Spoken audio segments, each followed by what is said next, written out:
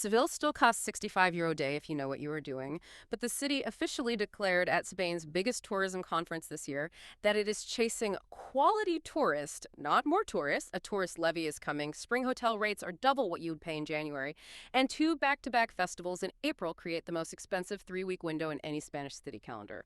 The affordable window is real. The question is whether you are going to walk through it before it shuts. Welcome to Phil and H Travel. Is it worth it? Today we are in Seville, Spain, the Andalusian city that still delivers genuinely free tapas with your drinks, flamenco on real streets, and a daily budget that makes Barcelona look embarrassing. But tourism now drives approximately 18% of this city's entire economy. More than 1 million visitors descend in a single week during Holy Week into a city of 1.7 million residents, and Seville City Council has already started making moves toward the kind of visitor management that Barcelona and Lisbon set in motion years before prices doubled.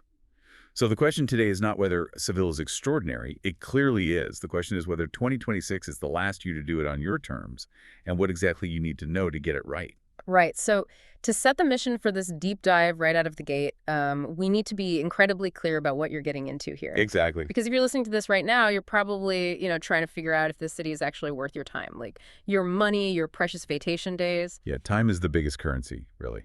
100%. And this is not a standard travel brochure. We aren't just going to read you a sterile list of pretty buildings to look at while, I don't know, classical guitar plays in the background. Right, no romantic fluff today. Exactly. This is a logistics-first, brutally honest, deep dive into the real costs and the actual mechanics of navigating Seville in 2026. And mechanics is, it's exactly the right word. Because when you step off a plane into a major European destination today, you are stepping into a highly calibrated economic machine. Yeah, absolutely. To understand how to approach Seville to truly get the most out of it without feeling exploited, you really need to understand the sheer magnitude of the tourism economy currently operating there. And crucially, how the local government is reacting to it in real time. Okay, let's unpack this, because the financial reality of Seville in 2026 is, it's genuinely surprising when you look at the broader, frankly, exhausting European context right now. It really is an outlier. Yeah. So let's look at the baseline numbers.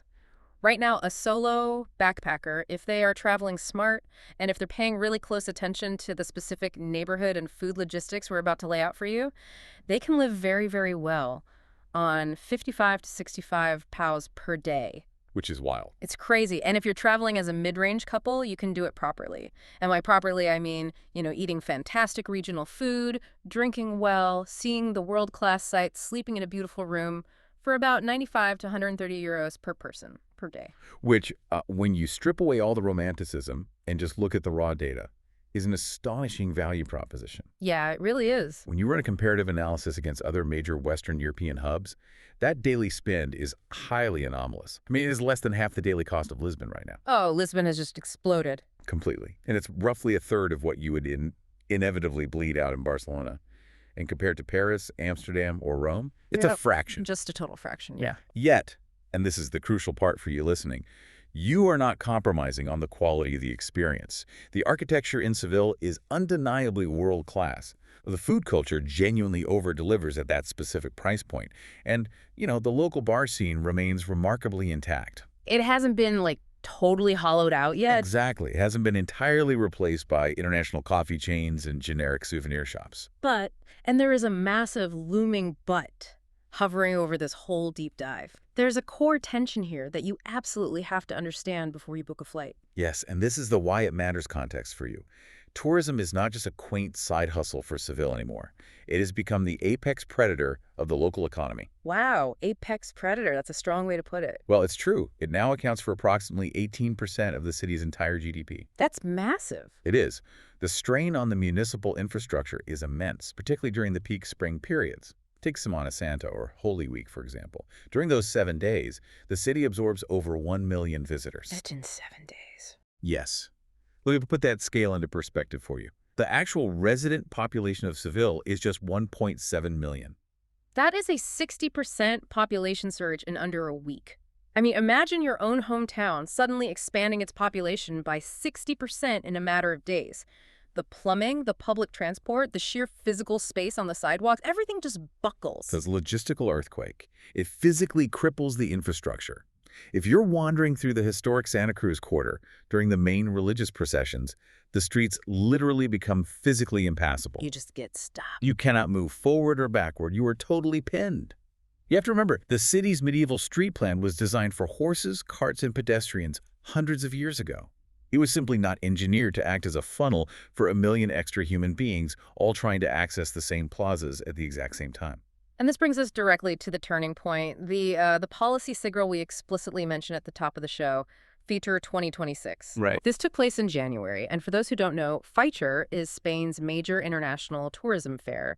It's where the big players lay out their roadmaps. And Seville's city council did not mince words this year. They really didn't. No, they stood up and explicitly stated they are targeting quality tourists, not volume. They are actively trying to suppress the sheer number of bodies entering the city. And you have to look at the national backdrop to understand why. Spain is expected to hit 94 million international arrivals in 2025. Which is staggering. It is. That's 20 million over their pre-COVID peaks. It's totally unsustainable. So regional governments all over Spain are raising existing tourist taxes or introducing brand new levies. And Andalusia, which is the southern region that Seville is the capital of, they are watching those moves very, very closely. Which leads to a vital realization for anyone planning a trip. Tourist levies are coming to Seville. It is inevitable. The affordable window we are talking about today is not permanently open. It is actively closing. Oh, wait, I have to ask a pointed question here, and I think you know exactly where I'm going with this. I have a feeling I do. It's a question everyone listening is probably shouting at their speakers right now. When a city council stands up in front of microphones and says they want a quality tourist, does that just politely mean they want a rich tourist? Right, the million-dollar question. Exactly. Are they just deploying this like bureaucratic PR speak because they want to quietly price out the backpackers, the students, and the budget travelers? I mean, don't they risk killing the very bohemian energy like what we see in the Alameda district that makes the city appealing in the first place? It sounds to me like they want the vibrancy of a living city but only want to sell tickets to a museum. This raises an incredibly important question, and it is the exact fierce debate happening in urban planning circles across Europe right now. You're touching on the core friction of modern travel. Yeah. Quality tourist is often municipal code for visitors who do three specific things. First, they stay longer than a weekend. Second, they spend more per day in local businesses rather than multinational chains. And crucially, they don't overwhelm public resources with antisocial behavior. Right, so no massive bachelor parties. Exactly. In practical terms, it usually means a city is prioritizing boutique hotel guests, families, and cultural tourists over giant, rowdy stag-do groups or, extreme budget crowds who only consume subsidized public resources. So it's really about changing the mathematical yield of a single visitor. Exactly. What this implies for you, as the traveler listening to this, is that the era of Seville operating as an effortlessly cheap, beautifully unregulated playground is ending. The municipal levers of pricing and policy are currently being pulled. Right now. Right now. Making a visit in 2026 is highly urgent if you want to experience the city on your own terms with your own budget before it transitions into a tightly managed, high-cost destination like Venice or central Barcelona. So if that affordable window is actively closing, then treating time like a casual preference is basically financial suicide. The month you choose to land in Seville isn't just about, packing a sweater versus a t-shirt. It is the single biggest lever controlling your entire budget. Oh, without a doubt. If you get the calendar wrong, you are going to pay Paris prices for a Spanish city break, and you're going to be absolutely miserable doing it. What's fascinating here is that Seville has the widest price and crowd swing of any major Spanish city. Yeah, the volatility is insane. It really is. Grasping this single structural fact is worth more than reading a dozen glossy guidebooks. You simply cannot think of Seville as a static entity. The city essentially has multiple entirely different identities and entirely different economies, depending on the page of the calendar. Okay, so let's start with the absolute budget sweet spot, January and February. If you want the raw data to plug into your spreadsheet, here it is. Hostel dorm beds during these 2 months dropped to an incredibly low 18 to 22 a night. That's almost unheard of now. Seriously. And mid-range hotel double rooms, like the really nice ones with good linens and local charm, they sit at a very comfortable 55 to 85 euro. The daytime temperatures are mild, usually hovering around 13 to 17 degrees Celsius. Beautiful walking weather. Perfect. And the crowds, basically zero. There's almost no queue for the famous Alcázar Palace. You might wait, 10 whole minutes to get into the cathedral. The crowds you do see in the squares and at the tapas bars are almost entirely local residents living their normal lives. If we connect this to the bigger picture, the vast majority of international tourists completely miss this spectacular window because they associate southern Spain entirely with summer sun. Yeah, they want the beach. Right. They want the beach holiday weather. They want the Mediterranean fantasy. But you have to look at a map. Seville is inland. It is not on the coast. In January and February, you get the city at its most authentic, its cheapest, and honestly, its most walkable. For sure. 17 degrees Celsius is the absolute perfect temperature for exploring a dense urban environment on foot for 8 hours a day without collapsing. But then we hit March and April, the dual surges, and this is where people get absolutely wrecked financially if they don't understand what is happening on the ground. Wrecked is the perfect word. Yeah. Let's talk about Semana Santa first. For 2026, we are looking at Palm Sunday, March 29th through Easter Sunday, April 5th. The transformation of the city is instantaneous and violent. That gorgeous mid-range double room that cost you 75s in January. It surges to 180 to 220 euro during Holy Week. Just overnight. Overnight. Budget dorm beds jump from a manageable 20 to 50 euro or more per night. And if you intend to go during this time, and be perfectly fair, Semana Santa is genuinely one of the most visually spectacular, deeply emotional public cultural events in all of Europe. Oh, it's incredible. It is. With these massive, ornate floats moving slowly through the dark streets, surrounded by incense and thousands of penitents, you simply must accept the reality of the cost. Advanced booking, meaning an absolute minimum of 3 months out, is completely mandatory. You cannot wing it. And just when you think the city is going to take a breath, let the infrastructure cool down and return to normal, boom, we get the second massive price spike. The Feria de April, the April Fair. This happens in late April. These two back-to-back mega events create the most expensive, highly congested, intensely chaotic 3-week window of the entire year. We're going to dive much deeper into the mechanics of this as a specific trap later because it catches so many people out. So many people. But for now, just know that if you want beautiful spring weather without going bankrupt, your safe windows are razor thin. You must go before March 20th, or you must wait for the brief gap after April 10th. Which brings us to May. May is the sweet spot returning. The city is warm, it's incredibly vivid, the famous orange trees are often in full flower, literally scenting the entire city, and the crowds recede back to a manageable level. It's gorgeous in May. It really is. Prices return to sensible shoulder season averages. You're looking at 100 to 155 for those mid-range double rooms. It is arguably the best uncomplicated month to visit. Uncomplicated is a great word for it because what happens next is a severe physical trial. June to August, the heat test. And it is a test of human endurance. In July and August, daytime temperatures regularly hit 38 to 42 degrees Celsius. Which is brutal. For our listeners using Fahrenheit, that is 100 to 108 degrees. The city does not stop functioning, but it fundamentally adapts its entire rhythm. The locals become almost entirely nocturnal. Yeah, you just don't see them during the day. They eat late, they socialize late, they sleep through the afternoon. The heat between noon and 5 o'clock is physically demanding. You cannot power through it with sheer willpower or enthusiasm. Budget accommodation does hold steady at around 25 to 30 euro per dorm night, but you have to seriously ask yourself if those savings are worth the physical toll on your body. I have to push back on people who think they can easily handle this, because Northern Europeans, Americans from temperate climates, they so often drastically overestimate their heat tolerance. Oh, all the time. You might be sitting there listening to this thinking, oh, I love a hot day at the beach, I'll be fine. This isn't the beach. Yeah. There is no ocean breeze. This is a dense urban heat island made of baked stone, brick, and asphalt. Like an oven. Exactly. The buildings absorb the radiation all day and radiate it back at you all night. If you cannot completely time shift your biological clock to sleep through the afternoon in air conditioning and explore the city in the early morning and late at night, do not go in summer. It is that simple. You will be miserable. It's excellent pragmatic advice, which makes the subsequent months, September and October, the absolute best-kept secret in the entire Seville calendar. Yes. The secret window. The temperature finally drops back down to a very comfortable 22 to 28 degrees Celsius. The massive, overwhelming spring festival crowds are long gone. Mid-range double rooms regulate back down to 90 to 145. And the most important part, the locals are back. Precisely. The locals return from their own summer holidays on the coast. The genuine everyday bar scene revives. The neighborhood markets are buzzing with residents buying their weekly groceries rather than just tourists taking photos of fruit. Right. October, specifically, is very often crowned by urban planners and travel analysts as the single best overall month for the perfect trifecta. You get great weather, fair prices, and highly manageable crowds entirely without the festival complexity of the spring.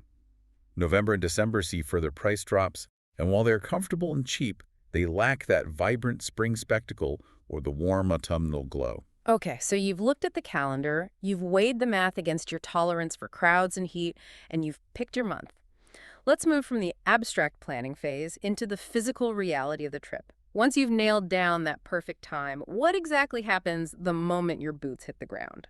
Let's break down the actual logistics of arrival. First impressions matter immensely in travel, and Seville manages its arrival experience incredibly well compared to many European capitals. Let's talk about Seville Airport, SVQ. It's located about 8 kilometers northeast of the city center. It's brilliant specifically because it is a human-scale, single-terminal airport. It's so easy. It really is. It is inherently low stress. You aren't walking for 2 miles through endless fluorescent duty-free mazes like you do at London Heathrow or Paris Charles de Gaulle just to find the exit. You land, you grab your bag, and you are outside in minutes. And the transport options moving you from that terminal into the city center are highly rational and well-priced. Yeah, let's do the exact math so you know what to expect. You have the EA airport bus. It runs directly to the historic center and makes a stop at the San Justa train station. It costs exactly €4 and takes about 35 to 40 minutes, depending on traffic. Very straightforward. Yep. If you want a traditional taxi from the rank, you are looking at a flat or metered rate of 22 to 28, and it takes 20 to 25 minutes. But here's where it gets really interesting. Ride-sharing apps like Uber and Cabify are the ultimate sweet spot here. They consistently run 15 to 20 euro. That's a steal. Right. If there are two of you traveling together, paying 20 euro total for a direct air-conditioned ride straight to your hotel door after a cramped, exhausting flight is an absolute no-brainer. It saves your energy for the city itself. Once you are in that vehicle, heading down the highway and turning toward the historic center, the sensory profile of the city begins to hit you. What's fascinating here is that the first thing you notice isn't necessarily the famous landmarks. No. It's not the visual, it's the scent of the city. In the spring, it is the overwhelming, intoxicating smell of orange blossoms, what the locals call azahar. At lunchtime, if you have the windows rolled down, it's the smell of wood charcoal and rich olive oil drifting out of the neighborhood tapas bars. Yeah. In summer, you can literally almost smell the warm stone of the building's radiating heat. It's a very intimate scale, isn't it? When you compare it to the grand, sweeping imperial boulevards of Madrid or the massive, rigid grid system of Barcelona, Seville feels distinctly low-built. Very much so. The streets in the center are incredibly narrow, the buildings lean in. It feels like a place that was meticulously built for people walking at a human pace, not for cars speeding through. It is entirely built for walking. And we've mapped out the typical psychological arc of a listener's first 24 hours on the ground. Yeah.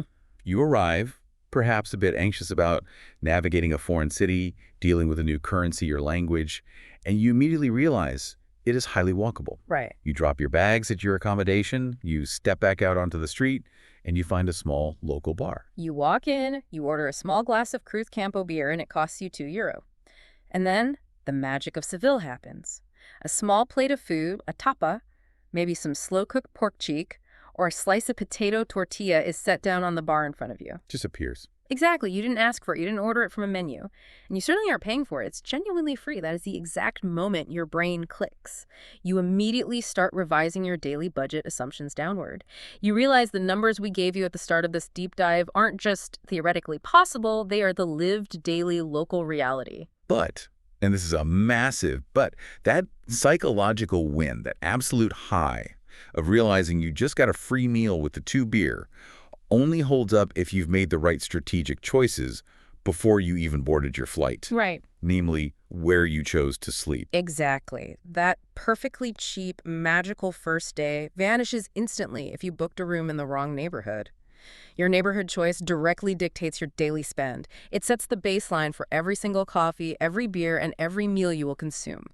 So let's map out the 4 distinct zones of Seville so you can choose your financial battlefield. We must start with Santa Cruz. This is the historic premium zone. When you close your eyes and picture Seville, The postcard views, the incredibly narrow winding alleys, the towering ancient walls of the Alcazar, the massive Gothic cathedral. Yeah. You are picturing the neighborhood of Santa Cruz. But you paid dearly for that postcard reality. It is the most expensive zone in the entire city. Even a basic budget dorm bed here is going to run you 25 to 35 euros a night. Mid-range doubles are 130 to 200 euro in the shoulder season, and as we discussed earlier with the calendar traps, they rocket to 180 to 260 euros during Semana Santa. To give you some highly specific named options based on the data we've compiled, Hotel Rey Alfonso X is a very solid 3-star choice located just half a kilometer from the cathedral. That will run you 140 to 165 euro in the shoulder season. Okay, good to know. If you want to step up to a 4-star option, Hotel Becker on the edge of the historic center is highly reliable, priced between 150 to 185 euros. For a more budget boutique feel, Casa Al Haja by Chiado is an excellent option right in the heart of Santa Cruz, offering beautiful rooms from 80 to 100 euro during the low season. So what's the verdict on Santa Cruz? It is the absolute best base for first-timers who want maximum, effortless walking access. If your only goal is to step out of your door, take 5 steps, and see the cathedral looming over you, pay the premium, and stay here. But if you want a different vibe, a more local cadence, you cross the river. Yes, you walk across the iconic Isabel II Bridge over the Guadalquivir River, and you enter the neighborhood of Triana. Historically, this is the authentic working-class hub of Seville. It was the traditional quarter for sailors for the Roma community, for potters and tile makers. Lots of history there. Huge amounts. Because of that specific cultural mixing pot, it is the undisputed birthplace of real flamenco. It's where the genuine ceramic workshops were historically located. And crucially for your wallet, the prices are 20% to 30% lower than in Santa Cruz across the board. You can find beautiful mid-range guest houses and local apartments for 80 to 130 euro. And the best part, it's only a 15-minute walk back to the main sites across the bridge. You've noted in our research notes that Triana is actually your preferred base for stays longer than 2 nights. Why is that? Because in Triana, you're living within Seville's actual breathing neighborhood culture rather than its curated tourist overlay. You are surrounded by people going about their daily lives. You see them shopping at the incredible local fresh market, the Mercado de Triana. Yeah, the market is amazing. It is. You see them standing at their regular corner bar, arguing about football. Yeah. It feels deeply lived in, not just preserved under glass for visitors. You are participating in the city, not just observing it. Okay, let's head north of the historic center to our third zone, Alameda de Hercules. This is a massive open plaza bordered by Roman columns, and it is undeniably the bohemian nomad quarter of the city. It has undergone a massive revival over the last few decades, has an incredibly high bar density, and a very strong, very late local evening atmosphere. It's a really fun area. Totally. If you are on a strict budget, dorms here start at just 18 to 22 euro. And for the digital nomads listening who want to set up shop, local rental platforms have apartments here for 600 to 800 euro per month. It is without question the most compelling base for anyone staying a week or more. The social infrastructure there is unmatched. And finally, for the middle ground, there's the neighborhood of El Arenal. It sits perfectly wedged between the cathedral and the river. It's highly central, but slightly removed from the absolute densest, most claustrophobic crowds of the Santa Cruz alleys. A great specific option there, if you have the budget, is the Querencia de Sevilla autograph collection. It's a beautiful Marriott 4-star property boasting a rooftop pool, which is vital in the hotter months, running 180 to 220. We should also touch on the true luxury tier, because Seville's high-end market is quite remarkable in a European context. It genuinely competes with cities like Paris, Rome, or London on sheer architectural quality and service, but at literally 2/3 of the price. Yeah, let's talk about the crown jewel. The absolute crown jewel of the city, and perhaps of southern Spain, is the Hotel Alfonso III. It's this breathtaking, massive 5-star Moorish Gothic palace. It was commissioned by the King of Spain and built specifically to house international dignitaries for the 1929 Ibero-American Exposition. It's stunning. It's unbelievable. In the shoulder season, you are looking at 450 to 550 euros a night to stay there. During Semana Santa, if you want to watch the processions from luxury, it clears 800 euros a night. You also have the level at Meliá Sevilla, which operates as a more accessible luxury tier at 200 euro to 230, or the Cavalta Boutique Hotel, hitting the very top of the modern boutique segment at 350 euros to 370. But here is the critical pivot for your daily logistics. Where you sleep inherently dictates where you wake up hungry. And in Seville, stepping out of your hotel door introduces you to one of two entirely separate parallel food realities. I love this concept. Let's dig deep into the two parallel food systems because this is where the budget war is won or lost. It is vital to understand from an economic standpoint that this isn't about malicious local businesses trying to explicitly scam you. It is about localized, hyper-specific economies. There is the tourist zone. This operates within roughly a 200-meter radius of the major choke points, Yeah. the Cathedral entrance, the Alcázar Quay, and the Metropole Parasol. Right. Think of this 200-meter radius around the cathedral exactly like an airport terminal. Once you are past the security gates, or in this case, once you are gazing up at the magnificent Giralda Tower, you are a captive audience. Exactly. The restaurants in this bubble aren't competing for repeat local business. They don't care if you come back next Tuesday. They are competing for one-time foot traffic from exhausted, hungry, sun-drenched tourists. The prices reflect your captivity and your exhaustion, not the local cost of ingredients. Let me give you the exact prices inside that 200-meter bubble. Lay it on us. A menu del dia, the traditional three-course daily lunch menu, will cost you €16 to €22. A simple beer is 3.53 to €5. And those tapas that we promised you would be free? Inside this tourist zone, they will be itemized and charged to your final bill at €4 to €6 each. Again, the rent for those restaurant owners is astronomically higher, their foot traffic is exclusively international tourists with higher disposable incomes, and the market simply bears those prices. Yeah. But it is not Seville's true food culture. The second food system, the local zone, is remarkably, almost absurdly close by. Move just 2 or 3 streets away from those major landmarks. The entire pricing system resets. It's like stepping through an invisible financial force field. Just 2 streets away, that exact same menu del dia drops to 11 to €13. Your beer goes from €5 down to 1.80 or 2.150. And in the traditional bars in neighborhoods like Triana and Alameda, the tapas arrive absolutely free with your drink. I cannot emphasize this enough. This does not happen in Barcelona anymore. It barely happens in Madrid. You might logically be wondering how these Triana bars survive giving away free food in 2026 while inflation and rent are rising. Yeah, how does the math work? It's an economy of volume, liquid margins, and fierce local loyalty. They serve cheap, high-margin domestic beer on tap. The free tapa they give you isn't an expensive cut of filet mignon. It's a small scoop of slow-cooked stew, or a few marinated olives, or a slice of potato tortilla that costs them literal pennies to make in bulk. Right, it's about keeping you there. Exactly. But the salt, the flavor, and the goodwill guarantee that you will stand at that bar and order 3 more high-margin drinks. It's a localized ecosystem that works beautifully for both the bar owner and you. For those of you who prefer to self-cater, or maybe you are staying in an Airbnb for a week, understanding the local grocery logistics is equally empowering. And the value of the produce in Andalusia, which is essentially the agricultural greenhouse of Europe, is staggering. Let's run the exact numbers from a local Mercadona supermarket so you know what things should cost. A liter of high-quality local olive oil is 3.50 to 4.50. A dozen eggs will run you 1.80 to 2.20. A fresh loaf of bread from the bakery section is 1 to 1.50. A 330 milliliter can of beer is 60 to 80 cents. That's amazing. It is. If you go to a traditional fresh market stall, a kilogram of beautiful sun-ripened tomatoes, the kind that actually taste like tomatoes, is €1.20 to 1.80. You also have Carrefour and Lidl as highly reliable, ubiquitous alternatives. But if you are eating out, there are specific geographical rules and cultural etiquettes you simply must follow to avoid friction. Yes. Here is my explicit neon-flashing warning to you.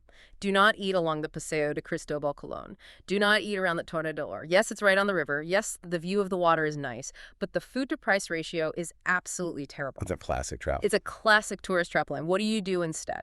You walk 5 minutes across the bridge into Triana, and you sit down at a place on Calibares. You get the exact same stunning view, just looking back at the Torre del Oro from across the water, but you are paying half the price, the food is better, and you are surrounded by a vibrant local vibe. And we must talk about cultural etiquette, specifically regarding the concept of time. The eating schedule in southern Spain is not a quirky suggestion. It is a rigid cultural rule born out of historical necessity to survive the heat. Right. You physically cannot eat a heavy, hot meal at 5 p.m. when it is 38 degrees outside. If you try to eat dinner at 6:30 p.m., you will be sitting alone in an empty restaurant in a tourist trap. Lunch in Seville is strictly from 2 p.m. to 4 p.m. Dinner is at 9 p.m. at the absolute earliest. But to be completely honest, actual locals don't sit down to eat until 10 or 10:30 p.m. Yeah, 9 p.m. is basically the early bird special there. Exactly. Any restaurant that is open and serving a full dinner menu before 9 p.m. is flying a massive flag that says, "We cater exclusively to tourists who don't know better." And when the bill finally comes at midnight, don't leave a 15% to 20% tip like you would in the US or the UK.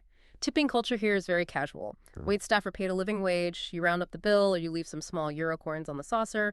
Leaving 15% is considered highly unusual, unnecessary, and it frankly marks you out as a tourist who hasn't done their homework. So if we take all of these disparate elements, those varied hotel rates, those dual food economies, and those local habits regarding time and tipping, we can synthesize them into the exact daily mathematical reality for you. Let's build the out-of-pocket budget matrices right now. We've got the raw math. Let's walk through what these numbers actually feel like on the ground. Sound good? Let's start with the low budget, the solo backpacker. Your total daily out-of-pocket spend is 55 to 68 euro. How do you survive on that? You sleep in a clean, highly rated dorm in Alameda or Triana for 20 to 26 years. You wake up and get a local breakfast of strong coffee and toast drizzled with local olive oil and crushed tomato for 3 euro. A classic start to the day. Exactly. You eat a hearty, filling menu del dia for lunch at £2.30 p.m. for 11 to 13 euro. For dinner, you hit the local noisy bars, you get 2 drinks, and you eat the free tapas that come with them, spending 12 to 15 total. You walk everywhere because the city is flat and beautiful, so your transport cost is euro, and you average out 1 paid cultural attraction per day at 8 to 12 euro. It is incredibly tight math, but it is a genuinely high-quality existence because the baseline of food, safety, and culture in Seville is so incredibly strong, you don't feel like you are sacrificing your dignity to stay on budget. Next, the mid-budget. This is for couples, and the math is per person. Your total is 95 to 130 euros a day. You split a gorgeous mid-range double room with traditional tiles in Triana or El Arenal, costing you 45 to 70 euros each. Breakfast at a nice modern cafe is 5 to 70 euros. A proper sit-down, 2-course lunch in a nice plaza is 18 to 25. Very comfortable. Yeah. A nice mid-range dinner with a great bottle of regional wine is 28 to 35 euro. You book a specific guided experience or an activity for 15 to 25 euros, and you use a Cabify or take the local bus a few times to save your feet, adding 5 to 8. I have to interject here because analyzing this specific tier is crucial. The mid-budget tier in Seville is the ultimate European sweet spot. Why? Because a 130 daily spend in Seville buys you a level of dining, wine quality, and accommodation comfort that would cost you easily triple that amount in Paris, London, or Copenhagen. You are staying in beautiful boutique rooms and drinking excellent regional wines without looking at your bank app in terror every morning. Totally. It's the best value proposition in Western Europe. Now, the high budget, the luxury traveler. Per person, you are spending 280 to 400 euros a day. You are staying at the Alfonso III, wandering its incredible courtyards, which runs 200 euro to 300 euro per person. You are eating at premium Michelin-mentioned restaurants like Canya Boda for incredible innovative seafood, or La Lola for contemporary takes on traditional dishes, spending 70 to 90 euro a meal. Sounds amazing. Oh, it's the dream. You are booking private guided experiences, like an exclusive after-hours tour of the Alcázar for 40 to 60 euro, and you use private air-conditioned transfers everywhere for 20 to 30 euro. Finally, the digital nomad. If you are staying monthly, engaging with the city as a temporary resident, your entire cost of living, covering a 1-bedroom apartment, groceries, a dedicated desk at a co-working space, and a vibrant social life, is going to run you 1,500 to 1,900 euro a month. In the global remote work market that is intensely competitive for the quality of life provided. But these beautiful, neat little budgets we just built only work if you don't step on a financial landmine. And people do. Every single day, they ruin their budgets and their moods because they don't know the local mechanisms. So here are the 3 named logistics traps that ruin trips to Seville. Trap 1. The Alcázar Q Trap. The mechanism here is simple, brutal supply and demand. The real Alcázar is a UNESCO-listed site. For those unfamiliar with architectural history, it is arguably one of the most exquisite pieces of Mudéjar architecture in existence. It's breathtaking. It really is. Mudéjar is this uniquely Iberian blend where incredible Moorish Islamic artistry, think intricate mind-bending geometric tilework, tranquil reflecting pools, and intricately carved wooden ceilings, was adapted and utilized by Christian kings after the Reconquest. It creates a visual aesthetic you simply cannot find outside of Spain, and because of that unique beauty, it sells out weeks, sometimes months in advance during the spring. The lived reality of this trap is incredibly painful. I've seen it with my own eyes. People who don't pre-book arrive at the imposing Lion's Gate, full of excitement, only to find a massive, snaking queue of hundreds of miserable people. Oh, it's the worst feeling. It's awful. Same-day tickets mean a 2 to 3 hour wait in direct, punishing, shadowless sun, and there is absolutely no guarantee you will even get inside before they cut off entry. People literally fly thousands of miles to Seville specifically to see this magnificent palace, and they miss it because they didn't click a button online. The exact same grueling dynamic applies to the cathedral and climbing the Giralda Tower. The actionable fix requires discipline. You must book your tickets the very moment your flights are confirmed. If you are going in the shoulder season, book a minimum of 3 weeks ahead.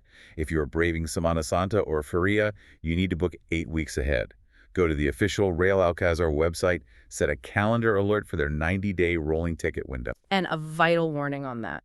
Do not use third-party platforms or tour aggregators that show up first on Google. They will charge you an extra €15 simply for booking the exact same general admission ticket you could buy directly. Good tip. Trap 2, the double event spring trap. We touched on this during the calendar section, but let's outline the precise mechanism because it causes severe psychological whiplash. Semana Santa and Feria de Abril happen just 3 to 4 weeks apart. The lived reality here is almost tragic.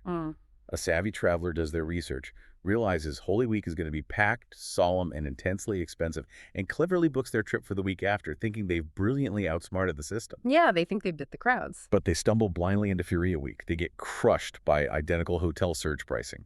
Worse, during Feria, the entire city undergoes a psychological and operational split. If you wander the historic center at 10 a.m. expecting to go to museums or cafes, it feels like a bizarre ghost town. Because everyone is sleeping. Exactly. Because half the city's population was drinking Manzanilla sherry and dancing sevillanas in private canvas tents called casetas at the massive fairgrounds until 5:00 in the morning. If you blindly stumble into this week expecting a normal city break, you will be deeply confused and financially drained. The actionable fix is simple. Check both dates meticulously before you book flights. If you are looking at 2026, the safe spring windows are the first 3 weeks of March, or the very specific 10-day gap between April 10th and Feria weekend. Do not assume mid-April is safe just because Easter has passed. And trap 3, the neighborhood price cliff. Let's go back to the invisible force field analogy. Imagine the historic center of the Santa Cruz and Cathedral area is surrounded by an invisible financial force field. The moment you step inside it, a 30% to 60% price premium is automatically applied to absolutely everything, but the devastating part is that the actual quality of the food drops because they are churning through one-time tourists. The lived reality is what we discussed earlier with the dual food zones. You sit down for a beer on Calle Mateos Gago near the cathedral, and it is €40 to €5. You walk a kilometer north to the tree-lined Alameda de Hercules, and that identical brand of beer is $2. It's wild. It is. Visitors stay inside the premium zone their entire trip, trapped by the convenience of proximity, and they slowly bleed money day after day. The actionable fix to defeat the force field. Sleep in Triana, Alameda, or El Arenal. Walk into the center during the day to look at the magnificent buildings. Walk out of the center for every single meal. You instantly save 20 to 40 euros a day with zero drop in experience quality. In fact, your experience improves. It really does. Navigating these financial traps is the main intellectual challenge of the trip because physically, Seville is actually one of the easiest, most welcoming cities in Europe to exist in comfortably, which brings us perfectly into the realities of safety, solo travel, and comfort. This is a highly reassuring aspect of Seville, and it's backed up by municipal data. When we look at urban risk, violent crime is virtually non-existent for tourists. It just doesn't factor into a practical, everyday risk assessment.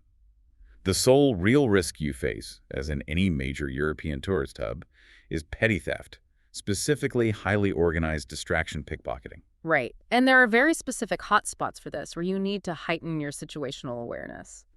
The Line 1 tram, which is the heavily utilized tourist route running from Plaza Nueva past the cathedral, is a classic zone for pickpockets. Also, those packed outdoor cafes in Santa Cruz during Semana Santa. Those are prime targets. Yeah. The crowds are so thick and the spectacle of the floats is so overwhelming that visual distraction is effortless for a thief. The mechanics of the theft are always about splitting your attention. It's almost theatrical. Someone asks for directions and places a large paper map over your phone sitting on the table, or someone accidentally bumps into you hard while you were distracted by a monument. The advice is universal but bears repeating because people forget it on vacation. Do not leave your phone face up on a cafe table. Just put it in your pocket. Exactly. Do not hang your expensive bag on the back of your chair while you lean over to take an Instagram photo of your paella. Keep your valuables in zipped front pockets. If you do that, you are untouchable.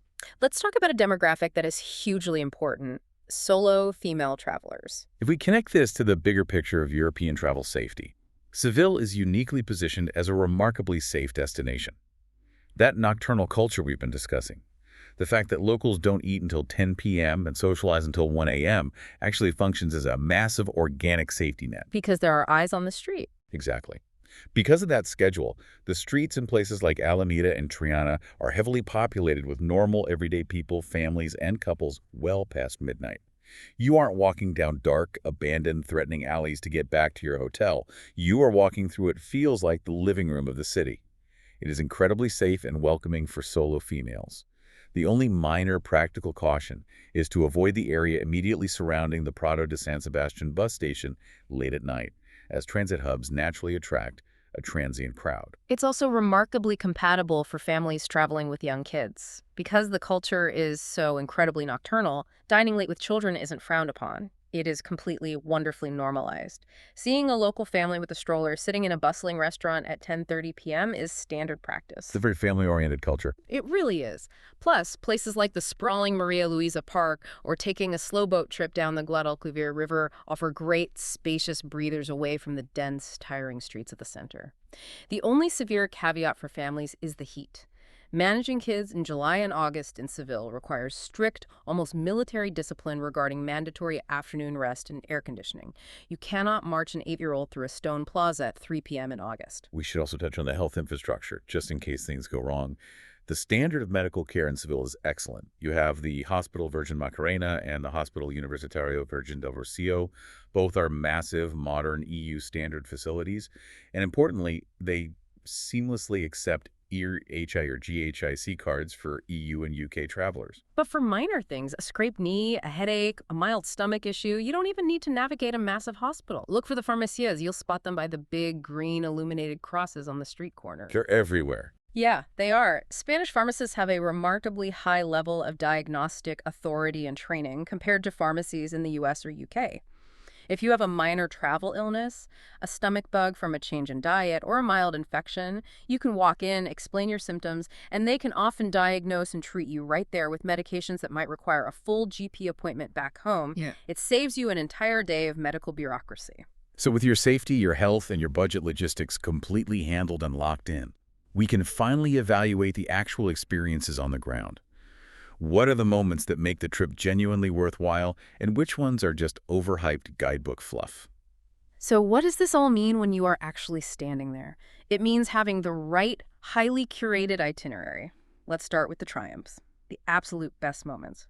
For me, number one is standing inside the Real Alcazar at exactly 9:30 a.m. on a weekday, specifically outside of the chaotic spring festival season. Oh, that's incredible. It's the best. If you get in right when the heavy wooden doors open, before the massive tour groups flood the delicate courtyards, you are getting a near-private, world-class architectural experience. Seeing the morning light hit those intricate mudéjar tiles, walking through the silent geometric gardens, well, it's pure magic. It connects you directly to the centuries of history in a profound way. Another absolute triumph is experiencing genuine, raw flamenco. But I must be highly specific here about how to do it. You need to go on a Thursday night to a real Triana flamenco peña. Right, not a tourist show. Exactly. You must actively skip the polished, expensive, heavily advertised, ticketed tourist shows along Calle Betis, where you sit politely in rows and sip overpriced sangria. You want to go to a members club, a local cultural association like Peña Torres Macarena or Peña Flamenca El Tardeo. Entry to a peña is maybe 15 to 20, and that usually includes a basic drink. It is completely raw. The room is small, maybe just a few dozen folding chairs. The audience is mostly local neighborhood residents, and they are shouting encouragement to the performers, clapping the complex rhythms. The energy is electric. It is. The dancing is visceral. You can feel the stomping vibrating through the floorboards. It isn't a show. It's an emotional release. This is the cultural heartbeat that makes Seville entirely unique. You cannot replicate this in Madrid or Barcelona. Then there are the simpler, almost effortless moments. Standing on the Triana Bridge at 7 p.m., You followed our advice and bought a cold can of beer from the local Mercadona for 80 cents. A perfect evening. You stand there, leaning on the iron railing, and you just watch the city turn a brilliant, glowing, golden hue as the sun sets over the Guadalquivir River. You watch the rowers on the water. It costs essentially €0, and it is a profound, unforgettable travel memory. And for a completely modern, slightly surreal view, you have to hit the Metropole Parasol, which locals universally refer to as las setas, the mushrooms. It's this massive, controversial, undulating wooden structure dropped right in the center of town. It looks like a spaceship. It totally does. Whatever you think of the architecture from street level, and locals argued about it for years, the winding rooftop walkways offer the absolute best, sweeping sunset views over the city's rooftops. Entries around the Rio, and brilliantly, that even includes a drink credit at the small bar at the top. But we promised you a brutally honest deep dive, which means we cannot just list the highlights. We have to lay out the reality checks, the honest disappointments that you need to approach with caution or skip entirely. Let's hear them. Save the listeners some time. The Triana Ceramic Market, specifically along Calle San Jorge. Historically, this was the bustling, authentic center of artisan tile making for centuries. Today, it is mostly overpriced, generic tourist merchandise shipped in from factories elsewhere. That's a shame. It really is. There are very few genuine generational survivors still operating, like Ceramica Santa Ana. But the market as a whole simply does not live up to the romantic artisan ideal painted in the older guidebooks. Here's my biggest disappointment, and it pains me to say it. Plaza de España. Let me be clear. It is an architectural masterpiece. It's spectacular, a massive, sweeping semicircle of brick and tile built for the 1929 Expo. But by 10 a.m. on any given spring weekend, it is a miserable, congested nightmare. It's just a sea of selfie sticks. Exactly. You're dodging hundreds of them, you can't even get a clean photo of the tile work, and the atmosphere is entirely ruined by the crowds. And those horse-drawn carriages parked out front do not do it. They are a massive ripoff, charging €40 to €55 for a very short, hot, bumpy route through traffic. If you want to experience the true majesty of Plaza de España, you must go at 8 a.m. when the light is soft and the plaza is empty, or go at dusk. And we must reiterate the Cathedral Tapas bars one final time. Paying €46 for a small plate of olives or a mass-produced croquette that should be free while sitting in a plastic chair listening to a tour guide yell in English next to you creates a massive expectation letdown for first-timers who were promised the authentic, romantic Seville experience. It's a waste of your budget and your palate. Exactly.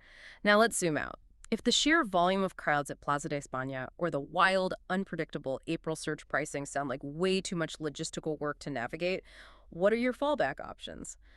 We always like to provide intelligent alternatives so you have a plan B. Alternative 1 is a domestic pivot within southern Spain, Córdoba.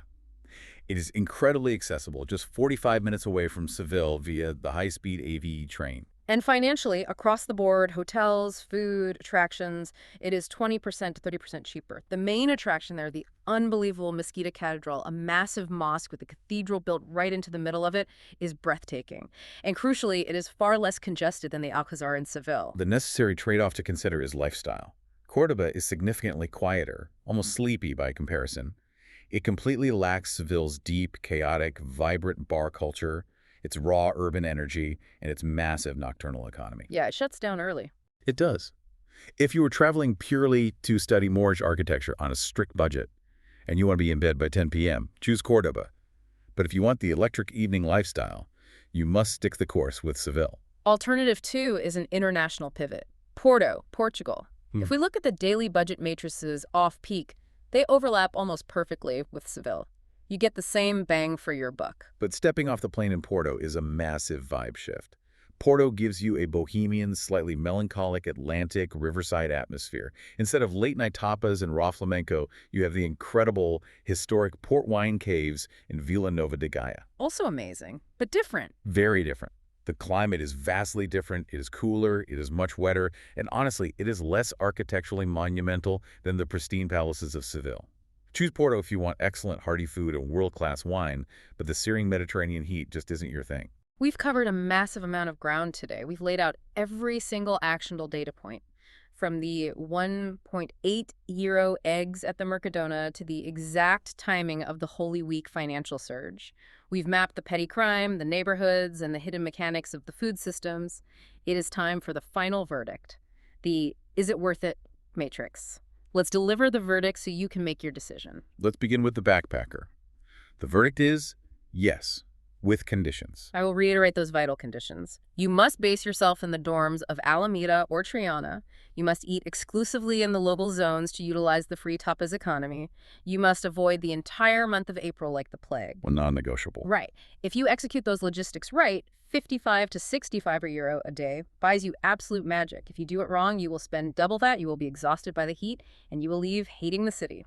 Seville heavily rewards diligent research and severely punishes ignorance. For the mid-range couple, the verdict is yes.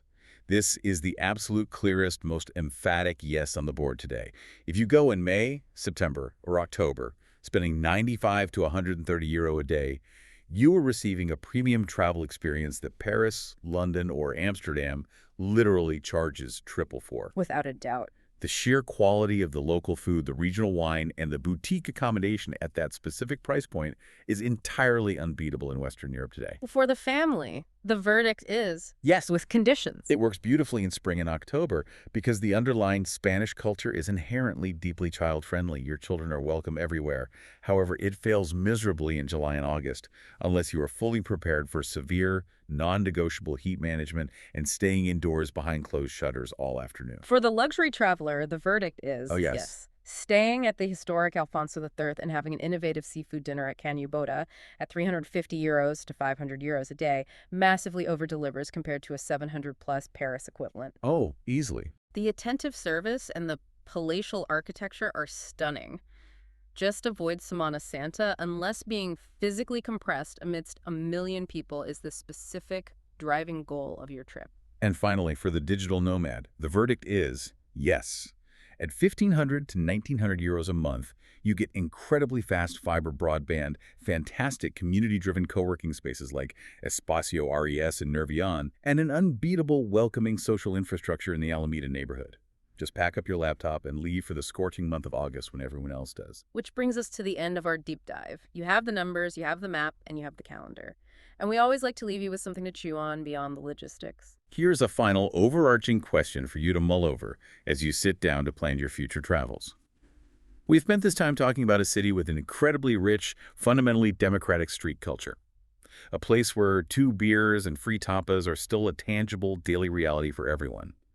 But if this exact city, buckling under the weight of its own popularity, is now actively deciding to use the levers of pricing, policy, and tourist levies to chase quality tourists and forcibly manage overcrowding, what does that actually mean for the future of authentic, spontaneous European travel? Is 2026 the absolute last chance to experience the true, unpolished essence of southern Spain before it is completely transformed into a curated, highly expensive museum of its former self? That is the honest verdict from Phil and H. That is the honest verdict from Phil and H.